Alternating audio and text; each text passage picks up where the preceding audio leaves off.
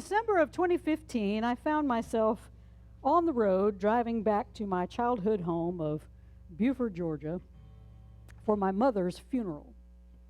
I have never had a great relationship with the majority of my siblings, especially my two oldest sisters, because we are polar opposites in the political and religious belief categories. Holidays have always been tense affairs, with arguments over both topics exploding over turkey or Christmas presents. Take your pick. I was determined, though, that this visit was going to be different. I was a fairly new student to A Course in Miracles, and I had been listening to a lot of talks from Marianne Williamson about the Course and how to practice it. And as I drove to the home of the sister who lives in Georgia, where I would spend the next few days, I was listening to Marianne Williamson, and she talked about this Course principle that opened me up to a miracle during this visit. The Course says in chapter 17, only what you have not given can be lacking in any situation. Only what you have not given can be lacking in any situation. It's similar to this from chapter 11.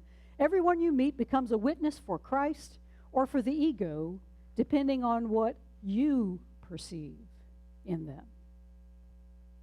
And it got me to thinking about what it was that was lacking in my relationship with my siblings, especially these two sisters, and how I was perceiving them. I definitely was not seeing them as a witness for Christ, not at all. So I decided that whatever the next few days would bring, I would bring what was missing, and that was the presence of peace that had been lacking in our relationship all these years.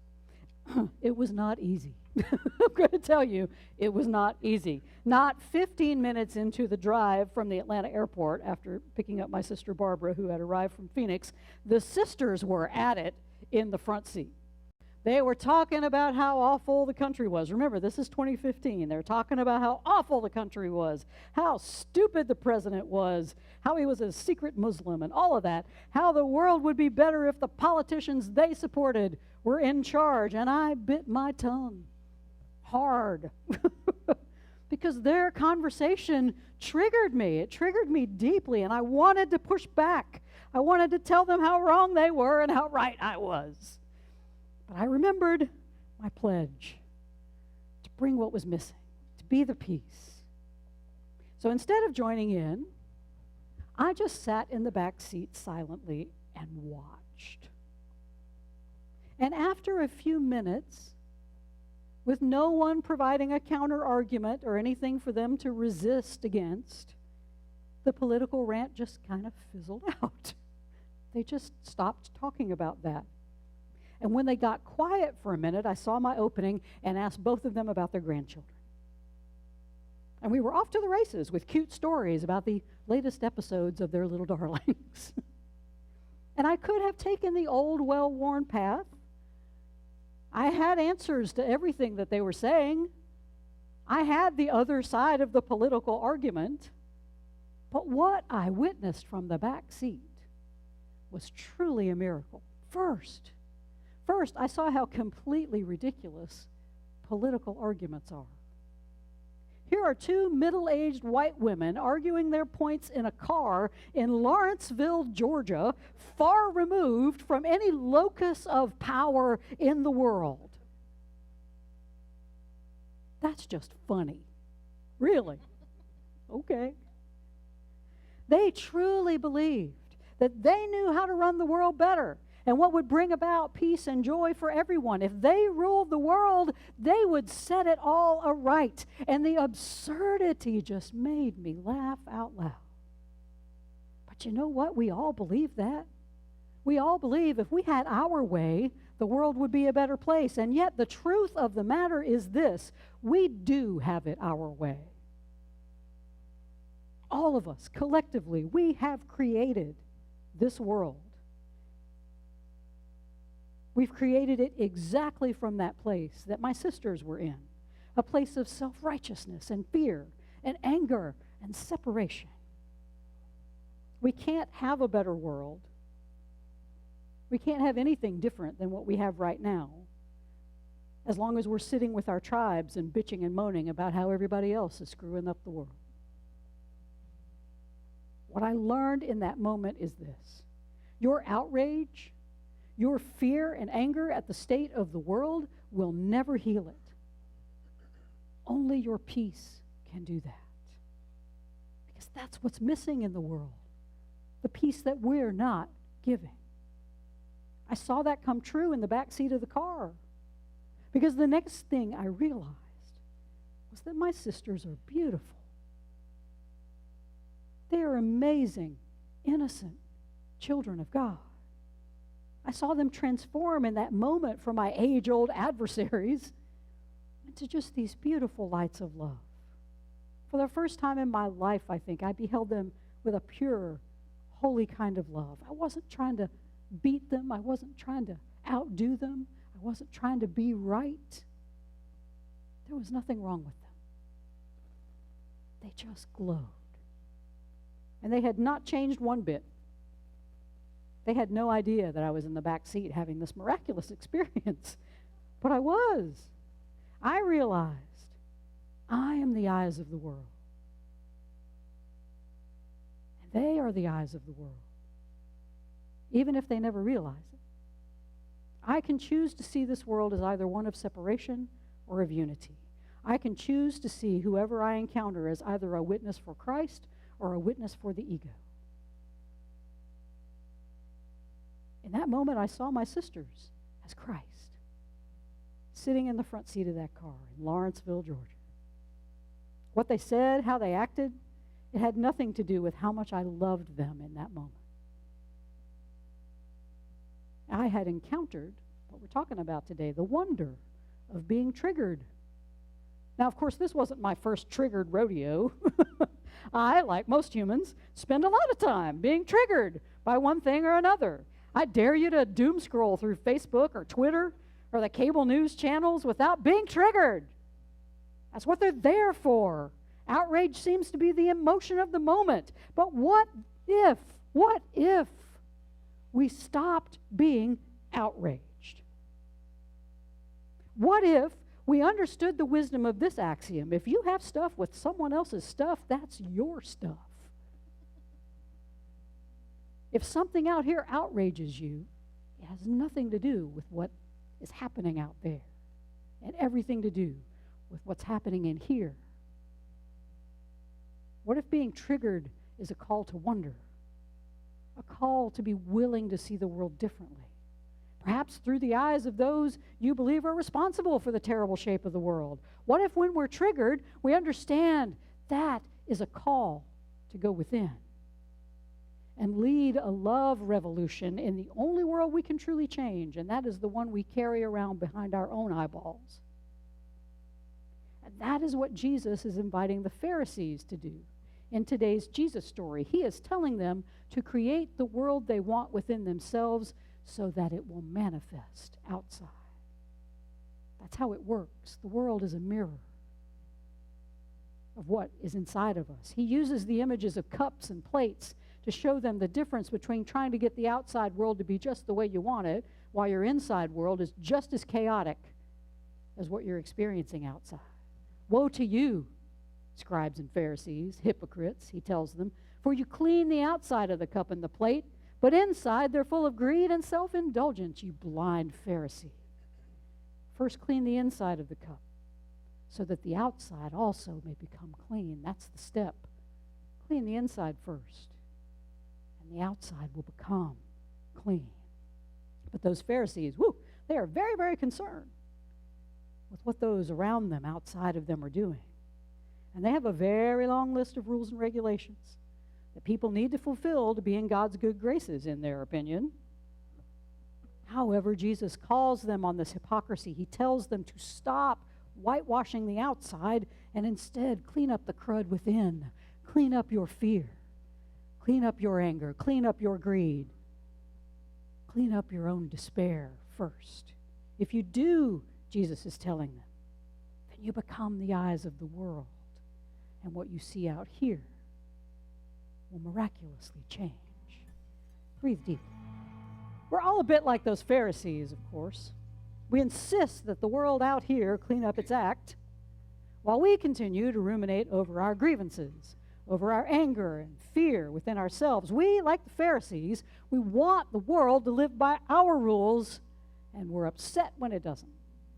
We may even, if you read this Jesus story, you may even think he's a bit triggered by these Pharisees. I mean, he starts calling them names, right? Blind hypocrites. Name calling, that's a sign of being triggered, right? Well, on the egoic level, maybe Jesus was triggered a little, but I believe that Jesus always understood what the Course would later teach about the two states we usually live in.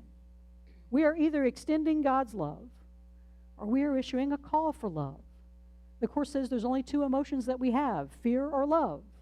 And when we're in love, we're extending that love. When we're in fear, we're asking for love. We're issuing a call. And Jesus knew the truth about these Pharisees. He knew they too were the light of the world. And in this moment, they were in their fear. They were calling for love, and Jesus was answering.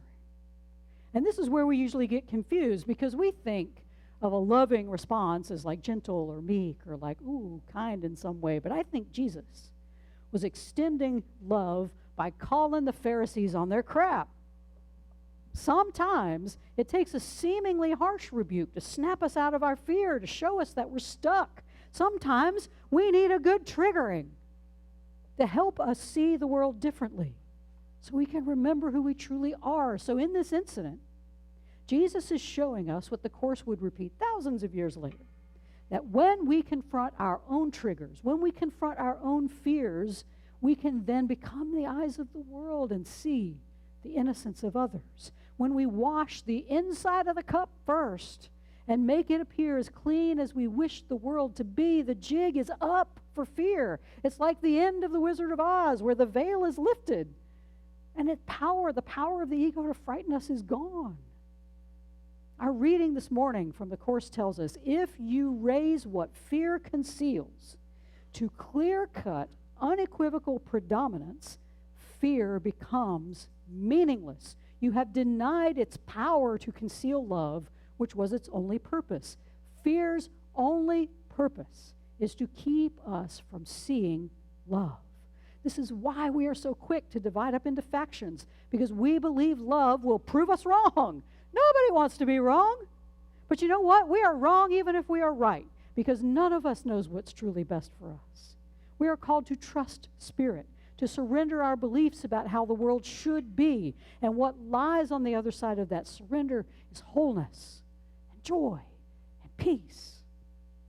And the ego keeps us thinking that the ego, it wants us to believe, especially in this time, that if we are not acting, if we are not actively resisting, we're going to end up with a world of dictators and authoritarians if we let them win. If we can see, jubilance, if we can see that it is our fear that has created within each of us a world of authoritarianism and dictatorship of the ego, and we can let go of that authoritarian rule within, then fear becomes meaningless. And we deny its power to conceal love. In that moment, when we oust the dictators within that says, everybody needs to do this and do it my way, then we are truly liberated. And when we are truly liberated in here, the outside world is liberated too. It becomes what the Course calls the happy dream, where the perception of separation becomes impossible. We just look and we see everybody as our holy sibling. Removing those triggers within, then, is how the Course says we learn that fear doesn't even exist within ourselves. It can't exist in here because we are made of love. We are created in joy and peace. Fear is a byproduct of our belief in the separation from God and one another. Our ego is the thing that taught us to fear. The good news is we can unlearn it. We can choose again. We choose again by refusing to see anyone as an enemy. By refusing to see anyone as an enemy. including not just those we perceive as enemies outside of ourselves, but we choose to stop being our own enemy. Instead, as the Course tells us, only appreciation is an appropriate response to your sibling. Gratitude is due to them for both their loving thoughts and their appeals for help, for both are capable of bringing love into your awareness if you perceive them truly. Whether we perceive another to be acting in love or a call for love from a fearless place, we must always see them as innocent. Always see them as they truly are. Ken Wapnick, who is one of the premier teachers of the Course, he tells us we should practice true empathy, identifying with another's richness and strength, the light of heaven, rather than with one's poverty and weakness, the darkness of the ego. We do that, Jesus says, by cleaning the inside of our own cup, putting right our own inner fear, and learning to live in love within ourselves. Jubilants, this is all about relationships. The Course tells us to work on our inner world, not as a way of navel-gazing or spiritual bypass, but as a way of actually improving and building relationships around us. We are to practice true empathy by feeling with those around us, not in support of their suffering, but instead as a way to remind them that they are the light of the world, just as we are. We tend to form what the Course calls special love or special hate relationships. We know special love really well. You complete me. I can't live without you. Oh, yeah, you can. You'll be better. That's how the ego expresses love. It's codependent. Special hate relationships, oh, we got those down too. Those are the people who are responsible for all the bad in the world. We hate them with a special kind of hate. Jubilants, we are meant to form holy relationships. In a holy relationship, you refuse to approach anyone with special love or special hate. Instead, you approach them with appreciation. You see the light within them, not their darkness. Holy relationships end the separation. If we appreciate everyone, if we refuse to see them as either specially loved or specially despised, then we become what's missing in the world. We become the unity. We become the peace. We become the safe place for everyone to be who they truly are. Because we are not a place of judgment. We are not a place where you need to feel right or wrong. We are that field that Rumi talks about, out beyond right doing and wrongdoing. And that is the miracle that ends the separation. When I decided what to give what was missing in the relationship with my sisters, I began the process of cleaning the inside of my own cup. I gave myself the peace that I had been missing in that relationship. And then I watched that peace manifest outside myself. This trip was the best time I had ever had with my sisters in my entire life. For the first time, we talked about our lives. They told me about their kids and their grandkids, and they shared some memories that I had never heard from them about our mother. Because I was willing to see them differently. I was willing to appreciate them. I was willing to change my view of them from the inside out. And a whole new world was born outside of me that was peaceful and joyful and loving. I'd never been in that world before with my siblings. It was brand new. I created it. They didn't know. They had no idea. I poked the bear once or twice. I couldn't help it. But it was fun. This jubilance is the opportunity that we have every day. The wonder of being triggered is an invitation to wash the inside of our own cup, to clean up our fear, to wash away our hatred and suspicion and anger and the separation we feel inside. When we do, the world outside is transformed into a world of love and peace and joy, compassion, trust, unity.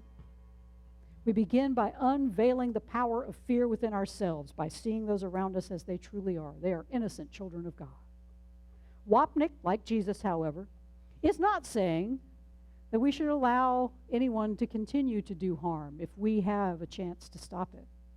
Wapnick says, setting limits on people's attempts to destroy social or personal boundaries is often the most loving act that we can do.